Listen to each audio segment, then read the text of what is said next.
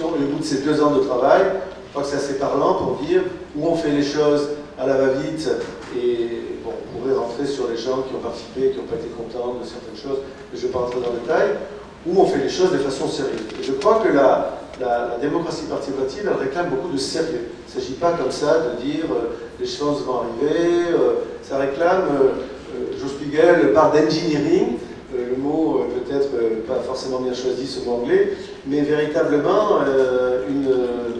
je n'aurai pas de mot meilleur qu'engineering finalement, pour dire on fait les choses sérieusement, et il ne s'agit pas non plus, parce qu'on dit mais alors c'est les habitants qui vont décider, vous savez à quoi si vous êtes élu? Non, c'est les habitants qui décident avec les élus, et les élus à un moment peuvent expliquer que ça va dans un sens différent de ce que certains habitants souhaitaient, mais ils expliquent. Il n'y a rien de pire, et on l'entend beaucoup malheureusement, que des explications qui ne viennent pas alors qu'on les attend. Voilà, beaucoup de Pradéens nous font ce retour-là. Merci.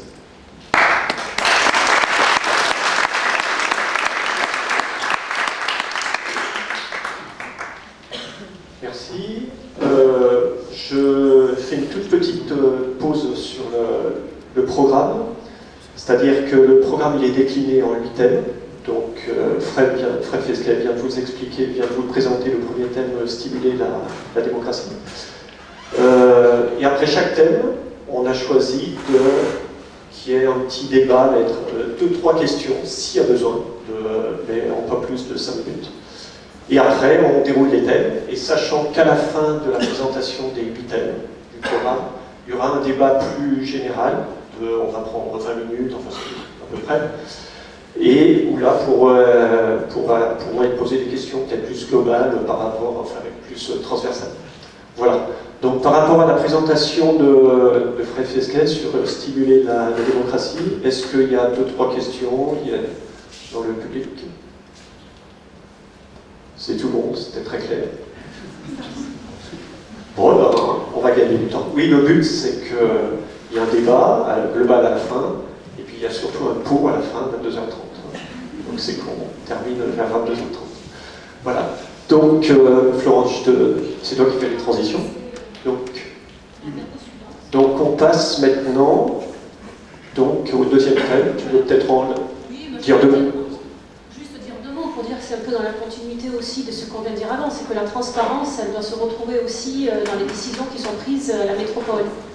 Et les habitants ont le droit d'en être informés. Donc c'est pour ça que c'est Frédéric qui va continuer à nous en parler. C'est ce qu'on avait prévu. Non, on en parle maintenant.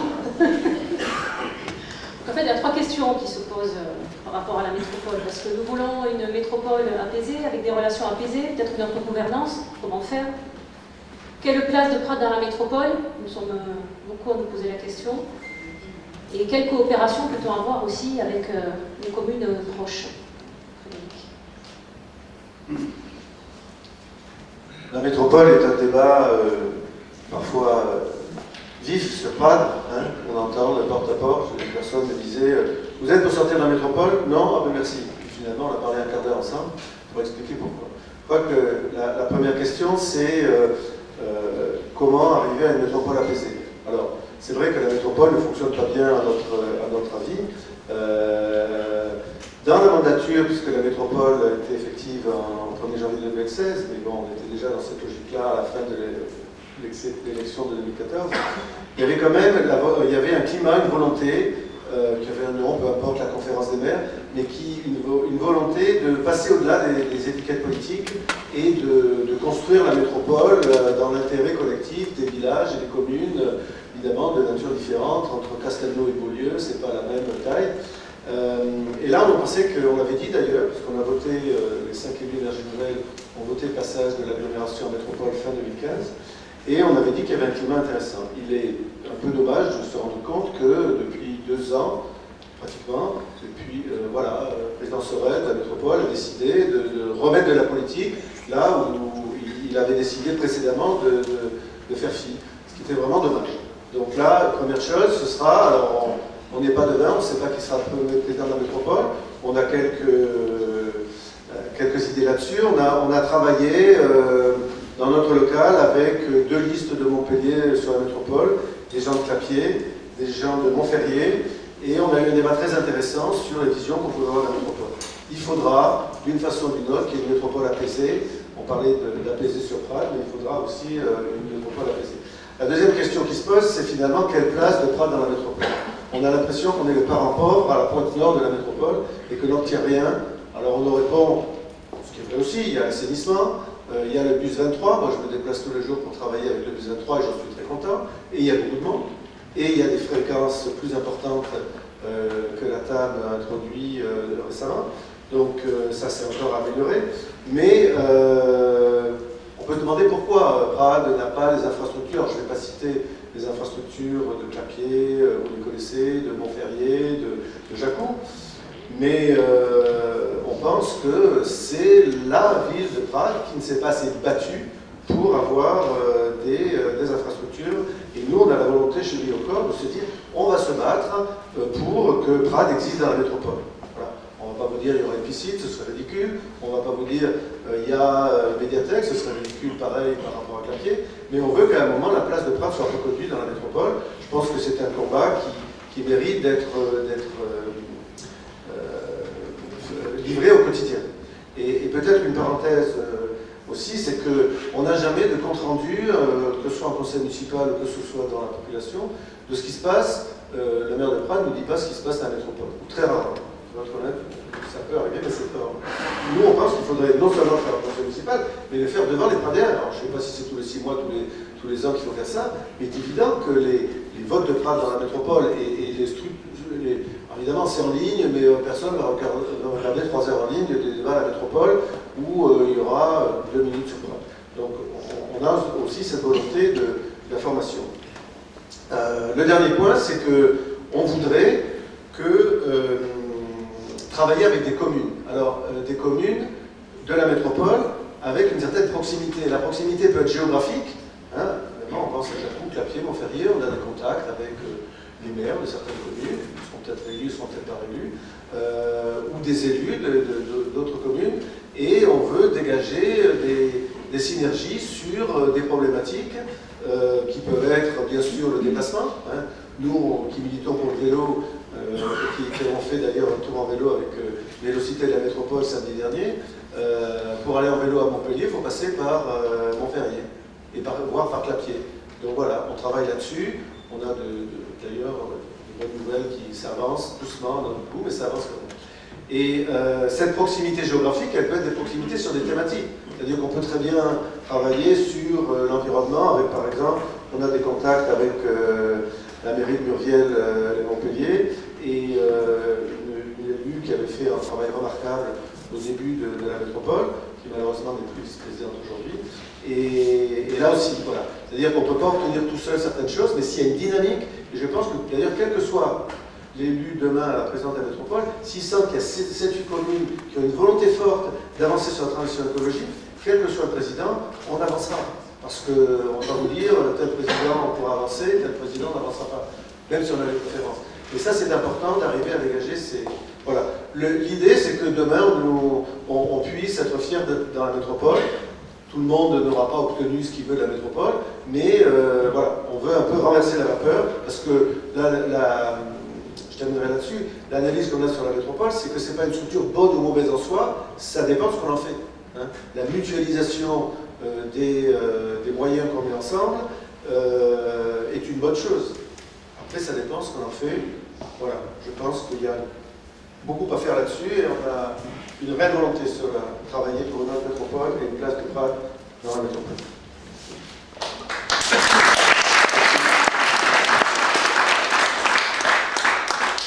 Pareil, après cette présentation sur la métropole, est-ce qu'il y a quelques personnes qui veulent intervenir? Oui, je pense que le sujet de la métropole, c'est presque le cœur. Oui, là, très rapidement. Moi, vous l'avez dit, je veux dire, la plupart des infrastructures autour de nous, elles sont déjà là. Clapiers a sa médiathèque, sa piscine, etc. Est-ce que vous avez en tête des infrastructures d'ordre métropolitain qui pourraient prendre leur place à Prades, en dehors effectivement des lignes de bus, éventuellement des déplacements de lourds, mais ça, métropole, il y a encore du chemin à faire à faire au sein de la métropole. Et puis après, il y a un autre sujet dans la place de la métropole, donc peut-être qu'on va l'aborder après, mais ça va être tout le PUI, quoi. Je veux dire, donc ça, ce qui est du ressort de la métropole. Et la place, oui, elle est à prendre aussi à ce niveau-là, et pas que en termes d'infrastructure et de déplacement. Merci. Est-ce qu'il y a, avant de répondre, est-ce qu'il y a une autre question, une autre intervention?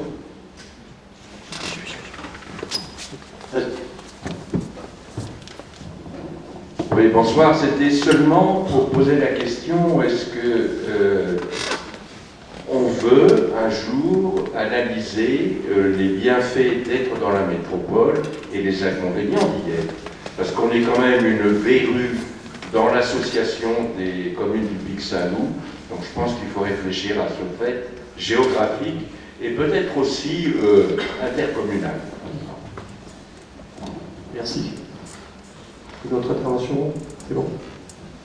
Est-ce que tu veux répondre sur les deux questions? Oui, alors vous avez raison, sur le PLUI, il va falloir travailler. On a tendance à penser que le maire d'une commune a perdu la main sur la métropole. Ce n'est pas tout à fait vrai, même si en cas de conflit, c'est la métropole qui a le dernier mot, c'est encore et ce sera demain le cas, les maires qui signeront les permis de construire. Et je pense que la construction d'une politique urbaine, elle se fera quand même à partir de ce que les communes décideront. Hein. Parce que la métropole n'est pas là pour embêter les maires et les communes sur tel ou tel projet. Elle est là pour accompagner. Le maire a une volonté. Moi, je me souviens d'une discussion que j'avais avec le maire de Montferrier il y a 1 ou 2 ans, qui disait il y avait un projet sur lequel on n'était pas contre, mais j'ai discuté, je suis arrivé à ce qu'il soit réduit d'1 tiers.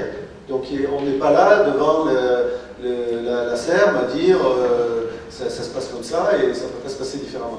Après, je pense aussi qu'il faut travailler avec la communauté de communes, là je ne l'ai pas dit tout à l'heure, du Grand Pic Saint-Loup, c'est-à-dire le fait d'être dans la métropole n'interdit pas de travailler également avec d'autres sur des compétences qui peuvent être communes. Je ne sais pas, au niveau culturel par exemple, il peut y avoir des choses qui se feront à ce niveau-là.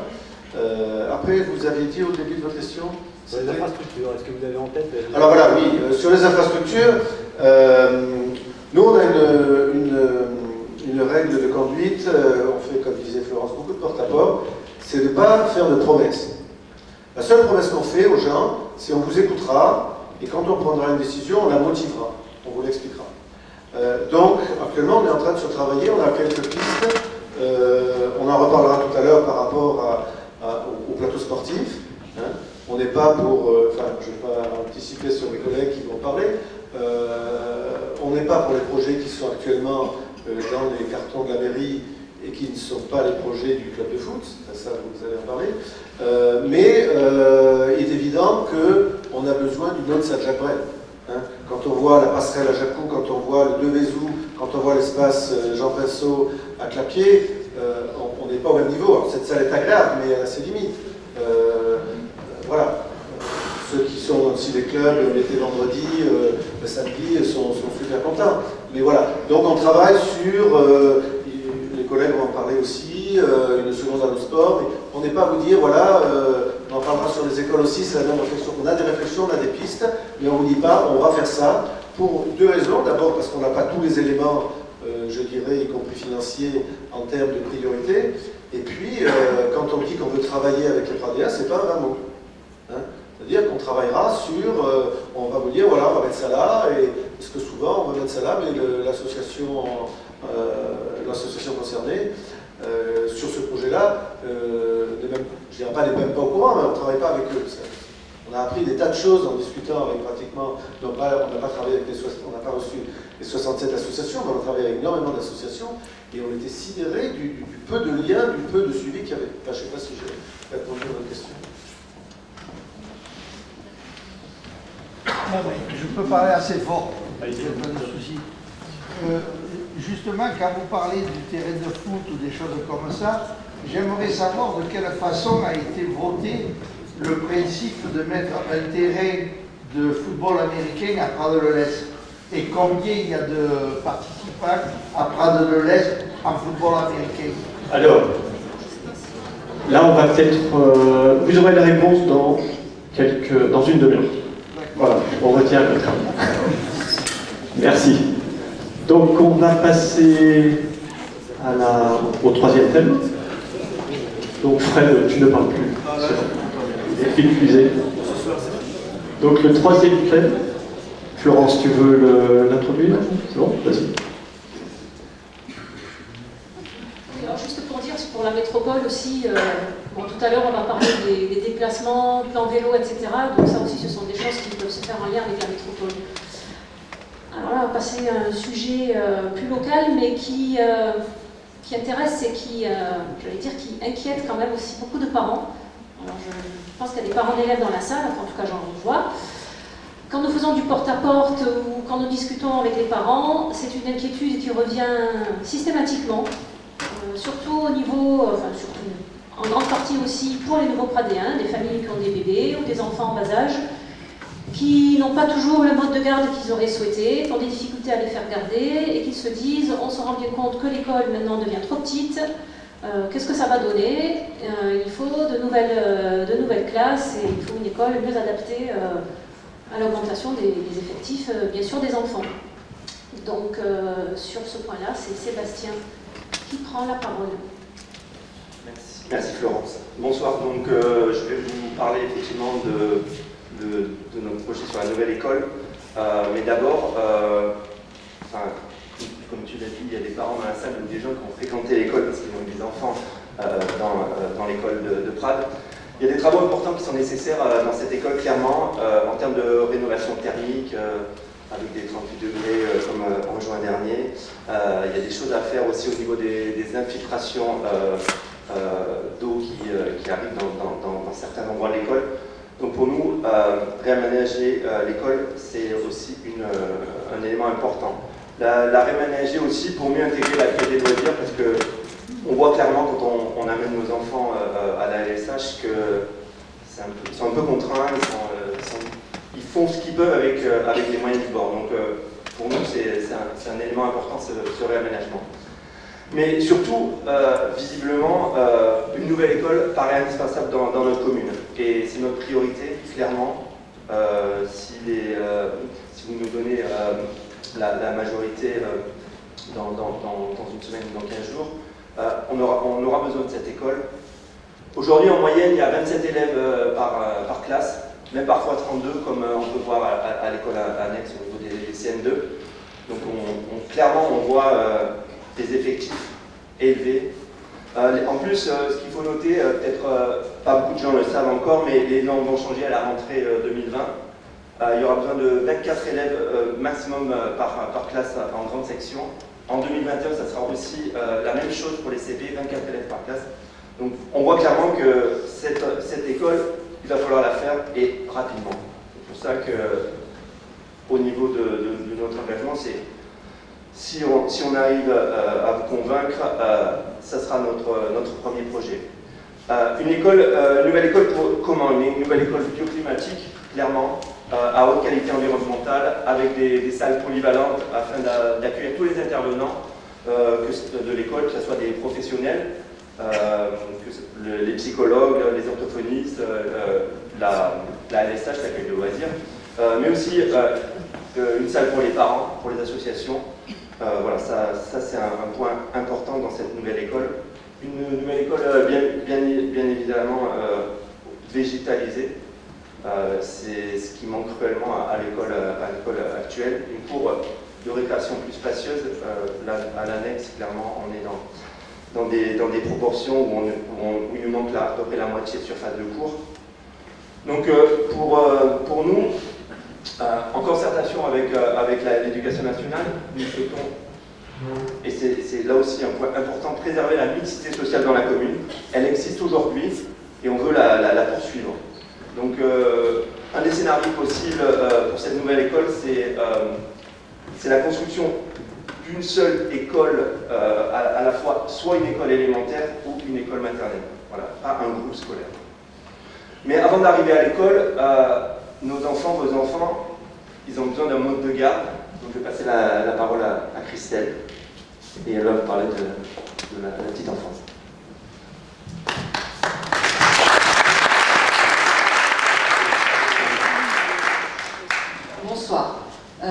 Comme l'a dit Sébastien, donc, de nouvelles familles pradéennes s'installent et elles s'installent pour agrandir aussi la famille. Beaucoup s'installent avec des très jeunes enfants et beaucoup de mamans ont des ventres ronds. Et à Prades, nous possédons une crèche municipale qui a 40 places et qui accueille à peu près 73 familles puisqu'il y a des temps pleins et des mi-temps. Il y a actuellement 35 assistantes maternelles et une micro-crèche, les Koalas, qui vient d'ouvrir, et des mâles qui sont en construction et qui vont s'ouvrir bientôt. Malgré ça, les parents ont très peu de choix entre les différents modes de garde. Il y a des parents qui préfèrent la crèche municipale, qui est d'ailleurs extrêmement...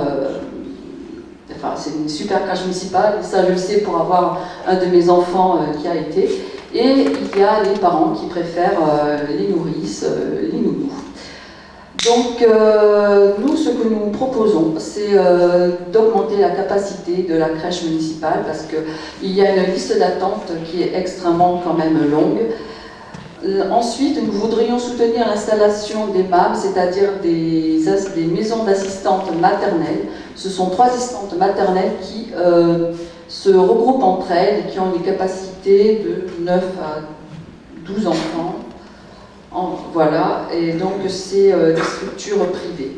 Nous voudrions également soutenir les crèches associatives, parentales, les micro-crèches, parce que la municipalité peut en effet accueillir, aider, soutenir, en proposant notamment des locaux, l'installation de structures qui puissent accueillir nos enfants. Et nous serons tout particulièrement attentifs à ce que les enfants handicapés et nous aimerions également soutenir les structures qui accueilleraient des horaires atypiques. Ensuite, nous avons aussi noté que l'aide à la parentalité couvrait à peu près les besoins jusqu'à 6 ans, et grâce notamment à l'accueil des lutins le vendredi après-midi.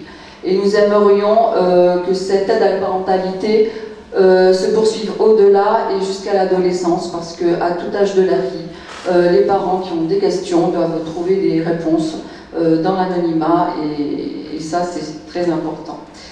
Et pour revenir aux assistantes maternelles et pour avoir discuté avec beaucoup d'entre elles, elles sont un petit peu perdues à Prades, notamment en hiver. Il y a extrêmement peu de lieux où elles peuvent se poser, comme elles m'ont dit. C'est vrai qu'elles divaguent un petit peu entre le parc et voilà. Puis parfois je les vois même assises à des endroits qui sont peu appropriés. Actuellement, elles sont reçues 1 fois par mois dans la salle du judo. Donc sur les tatamis, une éducatrice du département vient faire de la lecture, et elles utilisent fort peu la bibliothèque qui est en premier étage. Ce n'est pas très commode avec des jeunes enfants.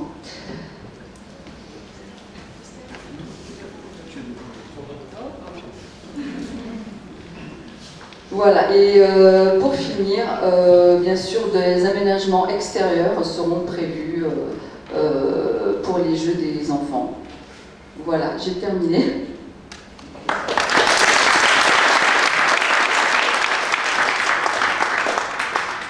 Bonsoir.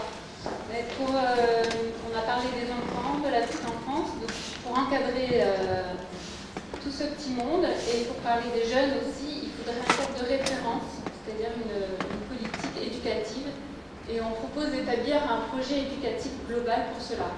Alors la commune connaît un PEDT. Le PEDT, c'est un projet éducatif territorial qui s'inscrit dans le cadre d'une loi qui était de 2014, qui parle de la refondation de l'école. Donc c'est uniquement un projet qui cadre les temps scolaires, périscolaires, qui ne comprend pas les temps extrascolaires. Donc un projet éducatif global permet de s'adresser et de comprendre toutes les tranches d'âge, de la petite enfance et jeunesse. Il tourne autour il va porter des valeurs, et ces valeurs, Ça peut être la culture, la curiosité intellectuelle, l'autonomie, la motricité, la santé. Donc c'est en fonction de la tranche d'âge et c'est à définir. En général, il comprend aussi un comité de pilotage qui assure l'évaluation de son efficacité, dans un souci d'optimisation de l'utilisation de l'argent public. Pour conclure, un projet éducatif global apporte plus de cohérence et de continuité dans les actions à destination des enfants et des jeunes, et il assure un accueil égalitaire de qualité.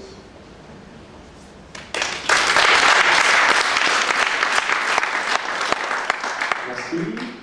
Est-ce que, comme pour les deux autres présentations, il y a 2-3 questions? Oui. Bonsoir. Ma question se rapporte à la nouvelle école, comme au prochain, ce que vous présenterez après comme projet de structure sportive, etc. Que reste-t-il comme terrain communaux à Prades? Désolée pour la question. Alors, vous voulez répondre tout de suite, ou peut-être après? Parce que, oui, c'est une question transversale, très transversale. Est-ce que une autre question sur l'école? Donc ça, on la garde. Et vous, monsieur, c'était le statut de foot américain. J'en souviens. Oui, une autre question. Du coup, sur l'école, j'aurais aimé, j'ai pas très bien compris si c'est une deuxième école localisée ailleurs et qu'est-ce qu'elle comprend comme niveau. Est-ce que vous avez une idée de où la localiser? Et est-ce que vous prenez en compte le fait qu'une deuxième école, ça éclate le village en deux, donc ça ne sert pas l'unité du village? Voilà. Je crois que vous avez abordé, mais je n'ai pas bien suivi. J'ai eu le sentiment que... Non. Alors, je vais réexpliquer, il n'y a pas de souci. En fait, pour avoir discuté avec, notamment avec l'inspecteur d'académie, c'est parfaitement en ligne avec notre projet. L'inspecteur d'académie ne veut pas de deuxième groupe scolaire à Prades-le-Lez pour préserver la mixité sociale. Donc ce que nous on veut, c'est qu'il n'y ait qu'une seule nouvelle école, qu'elle soit élémentaire ou maternelle. Voilà.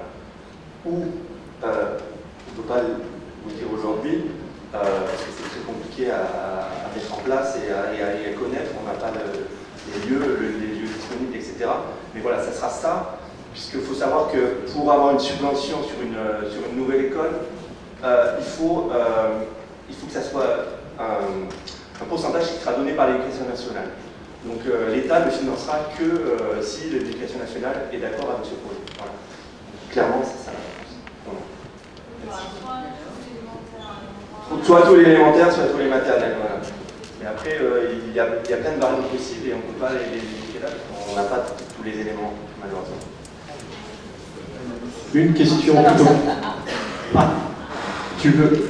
Non, mais c'est juste en deux mots, je voulais dire que alors, soit une élémentaire, soit une maternelle, ça peut être aussi quelques niveaux de l'élémentaire. Voilà.